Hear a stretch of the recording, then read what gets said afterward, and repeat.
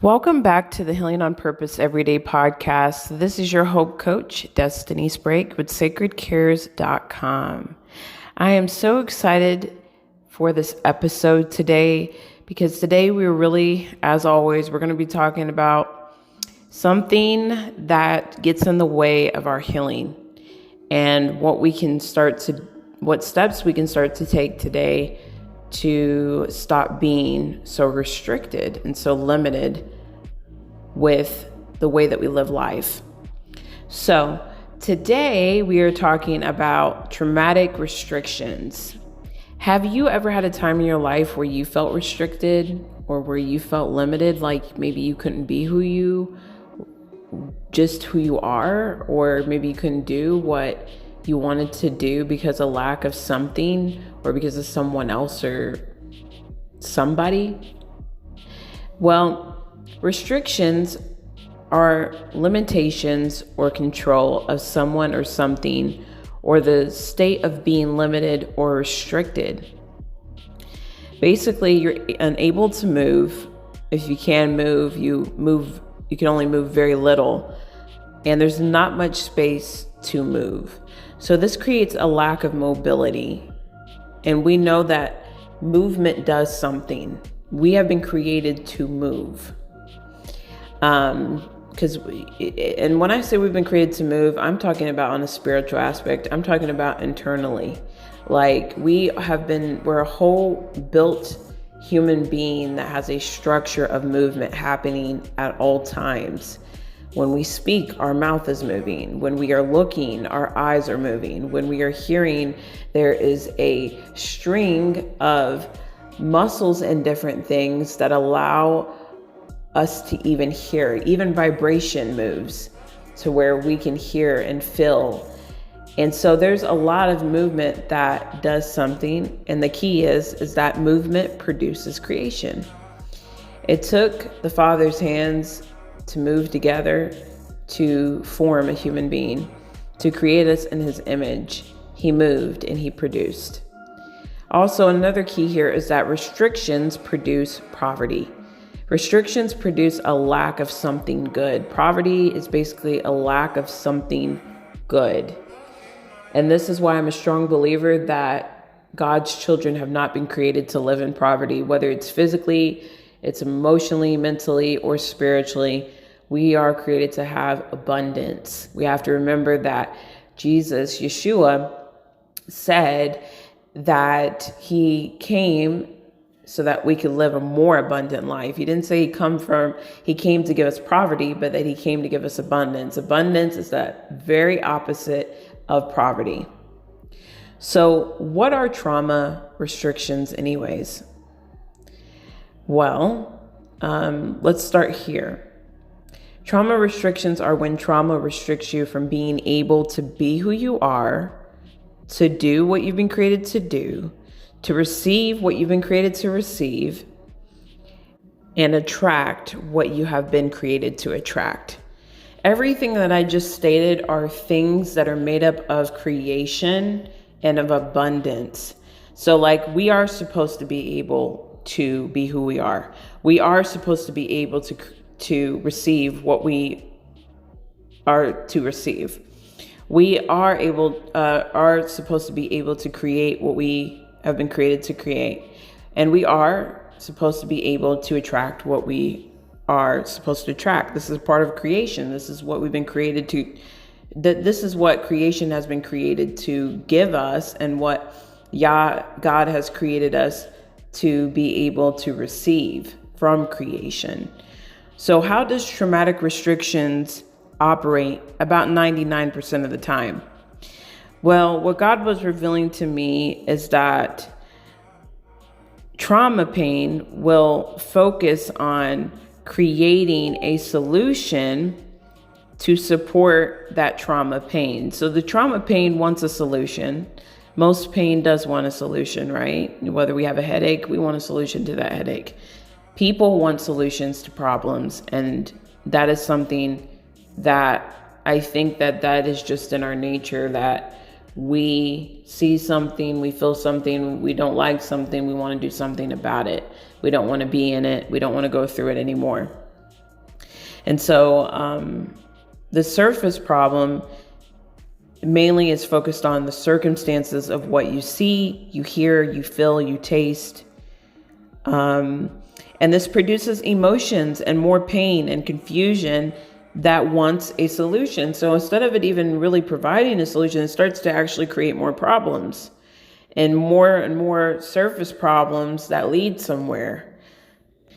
And often people will focus on fixing the surface problems and will search for answers and answers and answers, and they'll focus on circumstances and will miss the actual big picture of what God is trying to show us.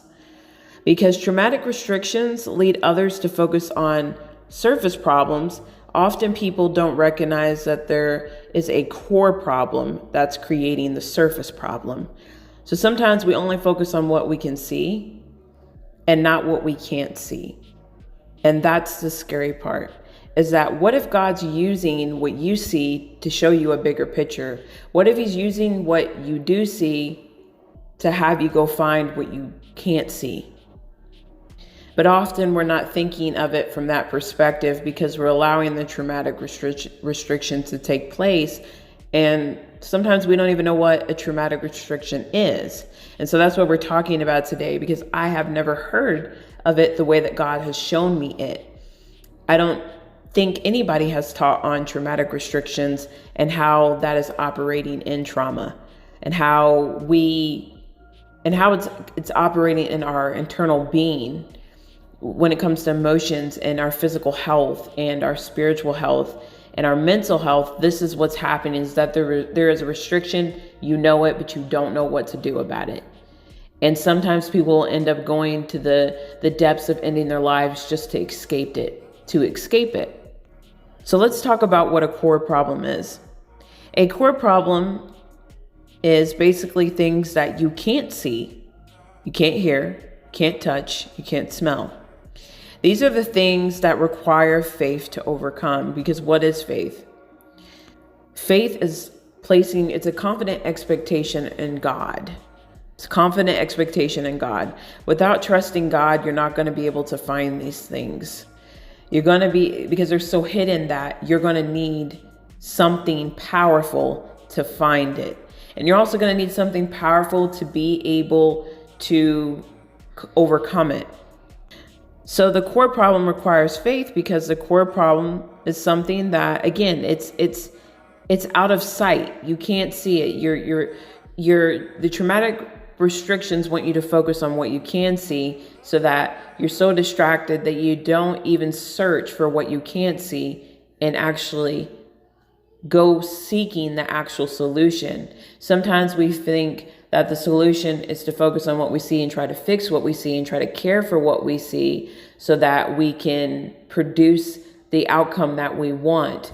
But it's not the outcome that you want that's going to solve your surface problem. It's giving what your core problem needs in order to solve the problem. Your core problem needs something. Your surface problem wants something. That's the difference between, if you give too much time to what you want, then you'll miss out on what you need. And what you need is actually going to produce what you want. And it's very simple and true that we can't overcome something that we aren't aware that exists. If we don't even know that core problems exist, and we don't even know what our core problem is, and we're not even focused on finding our core problem because we see what we don't have or what's going on, and we're working on getting it out in the physical, and we're not working on the spiritual internal being that we are and solving the problem with that so that we can actually get the things that we want and stuff like that, then we're not going to be able to find that fulfillment. It'll be a false fulfillment. And for some people, it's not even that. For some people, they end up hitting rock bottom and they find out real quick that that wasn't fulfillment at all.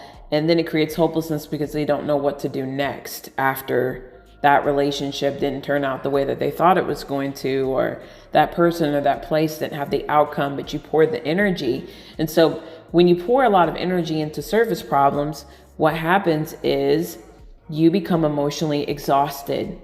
You may have really high moments for a while, but every single time you'll find yourself slowly getting back to where you were, if not like even worse than you were before.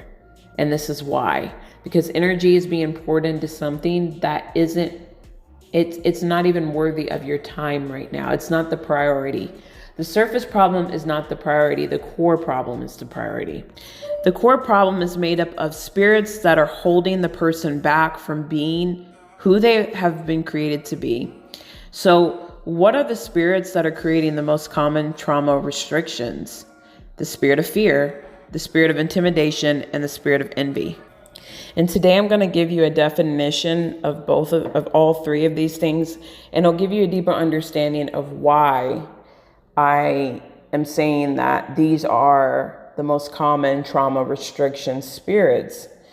Because the spirit of envy at its core comes from the lack of belief that God is all powerful, cares about you deeply, and has wonderful plans for your life.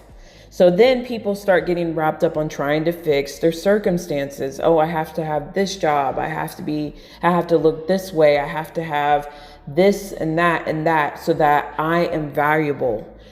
You can see how this starts to affect identity, your self-worth, your self-confidence, how you operate. It starts to affect your whole outside life, and you start to build this life that's off of your pain and not your purpose. So when it's built off of your pain, it doesn't last. But when it's built off of your purpose, it does, because we know that love never fails. And God didn't create you with pain. He created you with love. So that means that what he's given you is not going to fail you. The spirit of envy also starts to get people to compare themselves to what they see, to what they hear, to what they can touch, to what they can taste, all of those things, all of our senses, guys. Remember I said that is a form of intimacy, and that is us being intimate with our pain in this very moment when we start to do this. And so because we see it, we become jealous. We think that our self-worth has to do something with why we don't have that. And we spend all this time trying to build somebody else's life and not the life that we are created to live. You're not created to live someone else's life. You're created to live the life that you've been created to live, and it's going to be the best life. Their life isn't the best life for you, and your life isn't the best life for them. It's individual. It's individual uniqueness that makes your life special and different from everyone else's. But often we've been trained to build this American dream that everybody wants. Everybody wants this American dream that makes their life look a certain way, but on the inside, people are still depressed, and this is why. The next spirit is intimidation. This is the action of intimidating someone or the state of being intimidated. Intimidation is to make timid or make fearful or induce fear. This includes intentional behavior and forcing another person to experience general discomfort such as humiliation and embarrassment. Intimidation is definitely a spiritual thing that instills fear into someone, how they perceive it, and their perspective on whatever they're facing in that moment. And it creates so much fear that it starts to shape who they are, what they're going to do, how they're going to do it. It starts to affect all the layers of life, of how life is even made up of. So with fear, it's an unpleasant emotion caused by the belief that someone or something is dangerous, likely to cause pain or a threat. It's to be afraid of someone or something. And, it feels very dangerous. Okay. So what starts to happen here is when we feel this way, where are we trying to go to? We're trying to go to a safe place. We are trying to escape how we're feeling because because of the way that it feels. And we're trying to solve these surface problems by going to a safe place. And so these three spirits will create a false safe place for identity, purpose, and destinies. This leads to us fighting, flighting, fawning, and freezing. And this false safe place creates an outcome of survival that no one can live off of forever. Survival mode is something that is killing so many of God's children off and crippling them from being able to move forward. Again, it creates more exhaustion, more tiredness, more confusion, more doubt, more fear, and it's just not a good place to be.